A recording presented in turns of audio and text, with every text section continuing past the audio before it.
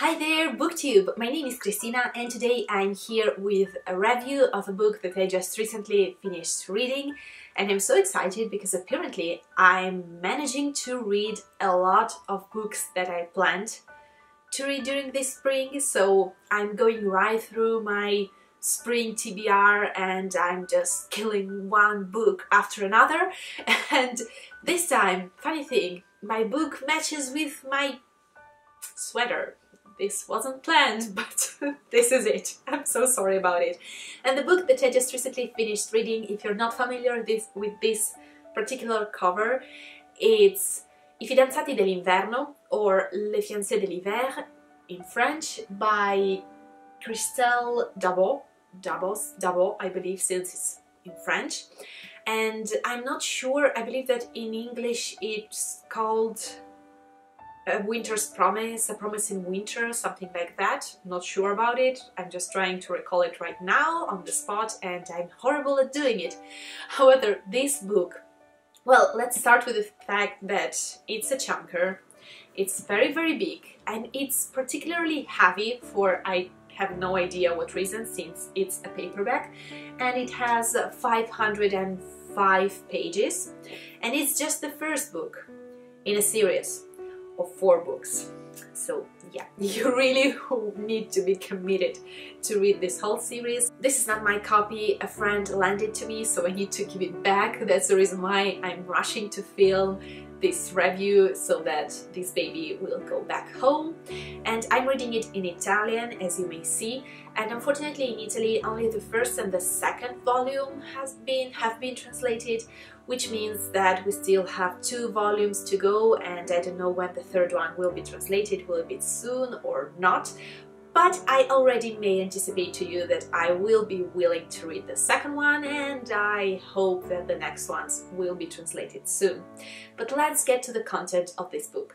This is a YA, since the protagonist here is, I believe, like 16 or 18 years old, something like that.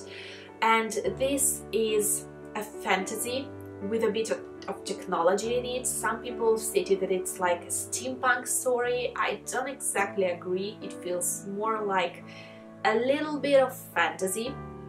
And the main idea in this book is that the world as we know it just exploded, let's say. So right now there is a core of the planet, and there are these like floating islands all around. There are like 12 or 21, I don't remember now, of these islands, and each and every one is completely different from the other. There are different systems like of government and of magic and way of interacting with people, so it's quite interesting to see how each place is just characterized in a different way. And we follow our main protagonist, who is Ophelia. Ophelia is a young girl who comes from Anima. I'm not sure about the names, if they're correctly translated then in English or not, have no idea, so just go with the flow in this video. And Ophelia, she comes from Anima, and it's a place where people are really all down to earth, they're easy with one another, they all consider each other like an extended kind of family, so everyone are like, call themselves cousins or something like that. And their power is to actually interact with objects, and our main protagonist, she has the power to actually read objects. So if she touches something, she may read all of the history of this object and to feel the emotions of people and thoughts of people who were holding that object. So she has quite a peculiar kind of power, let's say. But then she has one more power, and it's to go through mirrors. She's able to travel through mirrors, and that's quite amazing. But of course she is clumsy, she doesn't have any faith in herself, and she doesn't value herself too much. She's definitely an introvert, and she just lives her calm and tranquil life, until actually she discovers that she has been given away to become a bride of a completely unknown man coming from a different island and so from a different setting. Of course, she's not happy about it, but she pretty much is forced to accept this marriage, and otherwise she will be just shunned and expelled from her island and it will be horrible. So she just needs to accept this idea. And when the man arrives, she is, well, more than unhappy, because the man is strange, he's always silent, he never speaks, he's quite, I won't call it exactly violent, but he is very moody and grumpy, so she's not happy. Moreover, what she discovers about the place from where he comes is that there is perpetual winter and people are very physical and violent, and they have quite a strong hierarchy, so there are like counts and dukes and stuff like that, so she's absolutely not used to it, and she needs to deal with it. Of course, becoming the bride of this man means that she will need to follow him on this island, and that's where our adventure basically starts off. So she needs to face this different environment, she wants to discover more about it, she meets these strange characters, they're all moody and scheming, and she's never sure about what's true and what's not, and she needs to disguise herself. So you have a little bit of everything. You have a bit of adventure, a bit of new discovery, a bit of mystery, and overall I may tell you that I enjoyed this book, and I will for sure, as I was telling you, read the second one. But without going into any more details, I would just love to give you hints of what I liked and what I disliked, of course, as always, keeping it spoiler-free. The first thing that I really liked was actually the unique setting, because every place that the author described was actually coming to life, so it was lovely to see the absolute contrast between the two places that we see, the two main places that we see during this tome and this volume. So the place from which the girl comes and the place from which the boy comes.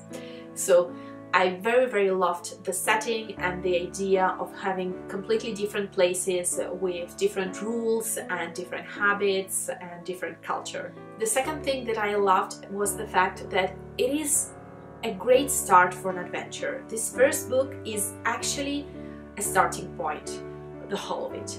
So when you arrive at the end of it, you're feeling like, okay, I'm ready to start this adventure. So a lot of things happen, but they are like things that prepare you for a bigger scheme. So now we're ready to set off, and I cannot wait to see what will happen. The third thing that I liked is that despite being a chunker, as I told you, and heavy and long, it's very easy to read and you will just fly through it. I literally read it in, I believe, like maybe 3 days, something like that. It's written in quite a big font with a lot of spaces, so it's very easy to read, and the story just really compels you to go on and to discover more. It's never too boring, there are no dead times and moments.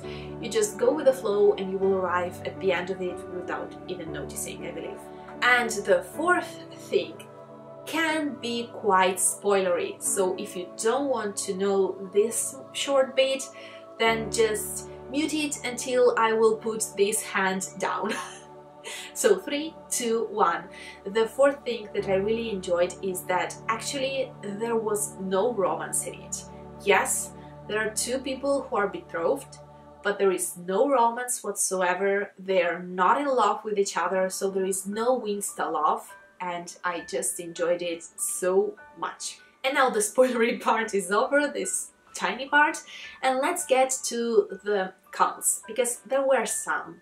I've not rated it a 5 out of 5 stars, I gave it probably like 4 stars, I believe, so I enjoyed the read, but I had some issues with it. The first one was the repetitiveness of some descriptions, because I'm that kind of person that, yeah, I don't have the best memory out there, so if every now and then you may just, for example, at the beginning of a book, describe me a character, this will absolutely help me to like get it in my mind and have a full image of each and every character, like the color of their skin or the color of their eyes and the length of their hair and so on and so on. But here some descriptions were so repetitive. I really lost count about how many times I was told again and again that the main male protagonist is tall. Like literally every 3 pages, and that really bothered me. The second thing that put me off a little bit was that I actually wasn't a huge fan of the main protagonist. And you may tell me, how is it possible that you liked the book? Well, somehow it happened. I wasn't the hugest fan of Ophelia for a couple of reasons. First of all, because she's described as this clumsy and naive girl, and I don't have anything against it actually, but she was actually too clumsy because she literally fell down like every 7 pages or something like that, which is a little bit too much in my opinion. And then because the way in which she is naive, I don't know, it was a little bit overdone in my opinion. And this made her actually so passive sometimes when I was hoping for something from her, like a reaction, a real reaction, a little bit of anger, a little bit of, I don't know, a moment of impatience, a moment of no idea, something. She was just there trying to be calm and trying to solve the situation without losing her mind. Yeah, I understand. This could actually happen. A character doesn't need to just snap at everyone at every moment, but a little bit more of self-esteem and just desire to defend herself, I think would have just helped the character a lot. Probably I may just sum it up in the fact that she was too obedient for my taste. And the third thing that I've not liked that much was actually the fact that it's just the setting for an adventure, and for a setting it is a little bit long. You don't feel like if it's long, but when you arrive at the end and you understand that this part is over and there are 3 more books, you really start to think that maybe there was a way to make it shorter. So it's just the premise for a whole adventure, and I hope that it will be worth it because, again, I will read the second one. So please let me know down below if you've read this book, if you've enjoyed it, in which language you've read it, because I'm curious about that. And I will see you very soon in my next video, and shortly with one more review. And for now, this is it. Bye!